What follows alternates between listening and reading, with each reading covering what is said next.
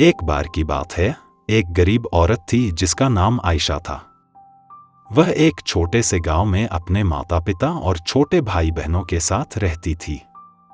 उसके पिता एक किसान थे, लेकिन खेत बहुत उपजाऊ नहीं था और वे अक्सर किसी तरह का गुजारा करते थे। आयशा एक बुद्धिमान और जिज्ञासु लड़की थी। वह अपने आसपास की दुनिया के बारे में जानना पसंद करती थी।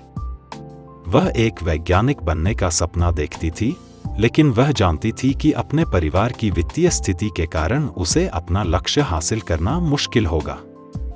एक दिन आयशा के पिता बीमार पड़ गए। वह काम करने में असमर्थ थे और परिवार की आय और भी कम हो गई। आयशा को अपने परिवार की मदद करने के लिए स्कूल छोड़ना पड़ा।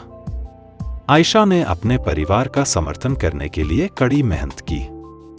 उसने घरों की सफाई और खेतों में काम करने जैसे अजीब-अजीब काम किए। उसने स्थानीय बाजार में सब्जियां बेचना भी शुरू किया। अपनी व्यस्त दिनचर्या के बावजूद आयशा ने वैज्ञानिक बनने के अपने सपने को कभी नहीं छोड़ा।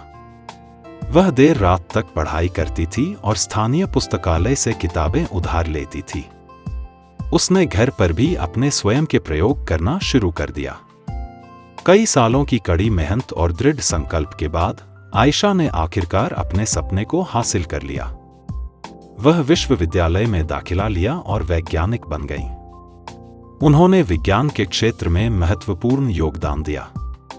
आयशा की कहानी हम सभी के लिए एक प्रेरणा है। यह दिखाता है कि अगर हम अपने दिमाग में रखते हैं और अपने सपनों को कभी नहीं छोड़ते हैं, तो कुछ भी संभव है। यह भी दिखाता है कि हमारे जुनून का पालन करना महत्वपूर्ण है, भले ही यह मुश्किल हो।